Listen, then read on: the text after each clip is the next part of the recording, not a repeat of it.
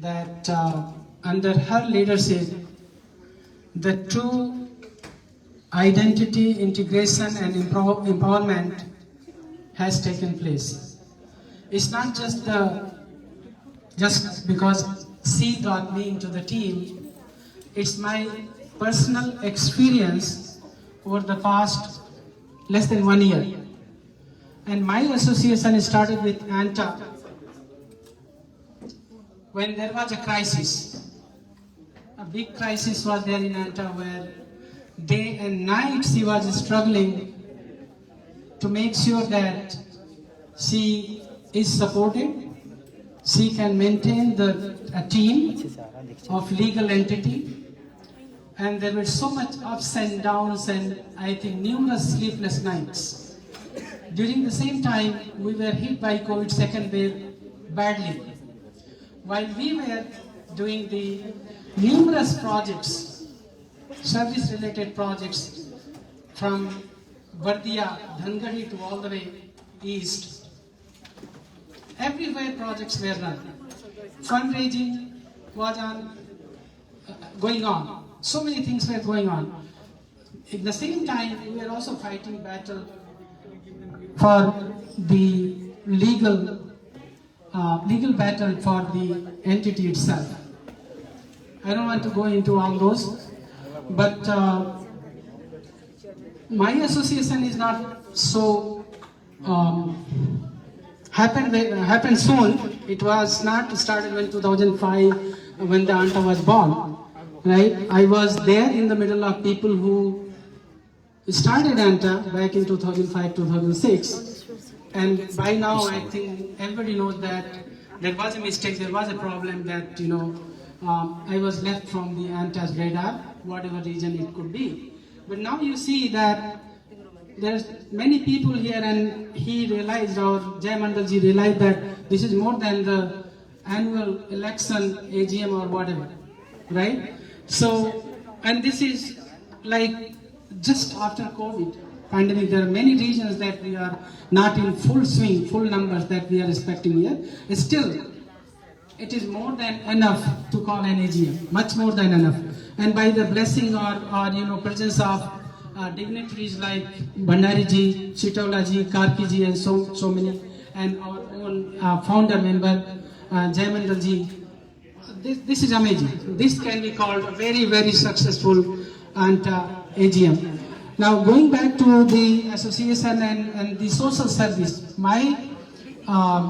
I have divided my discussion into 3 areas. I'll take 3 minutes for that, not too much, because we already have spent so much time. Past, I have heard that the projects and service works were done that were focused in primarily eastern region, Janakpur, Sirha, Saptari and all that. Why? Because ANTA was just confined to that area, right? So when you are confining an area to certain limited districts of Nepal, how can you call it Tarai? First question. So Tarai word was taken, but it was not, the representation in ANTA was not all inclusive. That was the first question I posed to Mukesh Singh. He is my neighbor in Dublin. And he gave his own reason, because we were fighting, we were trying to find people, and we didn't see you maybe for any reason, for many reasons, because I think any institution has its own incubation period. So maybe ANTA was in incubation period where it was trying to grow. It started somewhere, ultimately is ended up in West under the leadership of Afrajita ji, which is wonderful, and she gets the due credit for that. So that was the past. We got it. Now here you go. We have representation from all the way east to west, and projects happened during COVID. You all will be surprised with a very limited amount of people. We expanded our outreach to hundreds and hundreds of people, thousands of people, and then we got the support. In ANTA's history, maybe we raised around $20,000 or plus, and with that amount we conducted so many projects, and also the small entity contributed to Seva's mission. Seva International Mission that I will talk a little bit about. We, the CEC itself, very small CEC, raised $2,000 to pitch in into Seva's International's millions of dollars contribution to serve Nepal. Where in Seva now my association with Seva. So that is our past and present what we did. Now future. For future already we are talking about, we are giving our responsibilities, not responsibilities but trying to develop future leadership. As many of us mentioned here that service work we can do. We are the first generation, we know we have inherited that.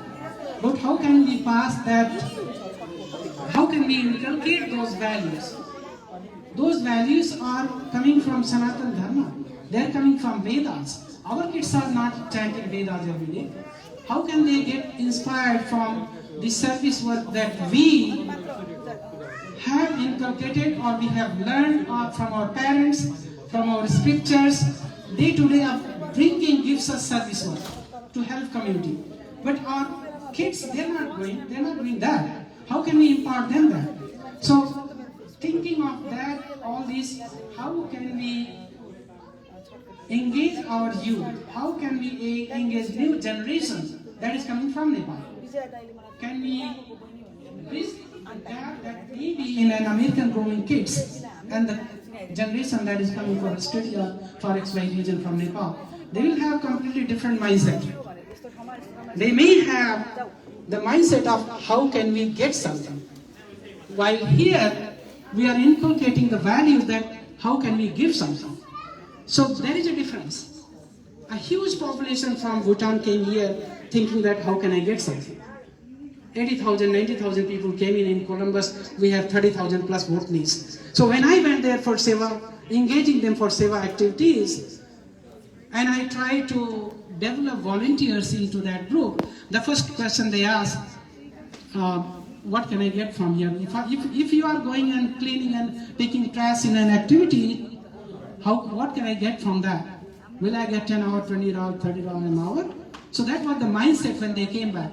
But within these 9-10 years, we have raised awareness that, hey, we are here to even give back, not just take back from the society. And unless we understand that civic responsibilities for our society, we cannot grow, we cannot help people. So, future is in next generation's hand. Not next generations in terms of just age, but the thought process, the talent, the energetic dynamic, all that will go into, probably reflect into the next level of or next set of leadership that we are proposing, we are thinking, we are foreseeing that. We can be patrons, we can sit at the back, we can help them wherever they want. We can be the driving or steering forces behind the scene, but ultimate engagement should come from the next generation. And I'm very much confident that they are there. They know more than us. It's just need of time, it's a matter of time that they need to be engaged more and more, and they should also try to do some sacrifice.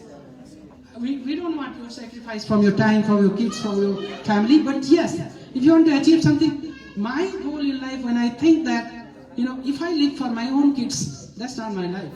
That's not what I'm born for. If I'm born just for living within my family, within my perimeter, within my close relatives, that's not what my life is. You come and go and done. You don't create a history. You don't leave a legacy. That's not the meaningful life. You see, some people are here. When they leave this world, they will leave a path that millions can follow. So that level of thinking we should have when we think of service, serving the community, serving someone very unknown who is not related to you, nowhere close to you. Could be any community, could be any religion. So when we think in Seva, it's just, we imagine, we take ourselves away from that. Serving people, when you put into yourself, then it takes the purpose away. We are just Kara, we are not Karta. We are just the means of getting things done, but we ourselves don't do anything. That means it takes us away from the conflict. It puts away from all the issues that we are facing, right? And that is what this team is doing now. This team that is there, I have seen, nobody has desire to take something, always give something. Give your time, give your money, bring all the resources together. And if this continues in future, you will see bigger engagement in ANTA, because people are frustrated. Even I get sometimes frustrated. We all get frustrated in life. But again, when you see the end goal that we are doing something beyond ourselves, it again motivates us.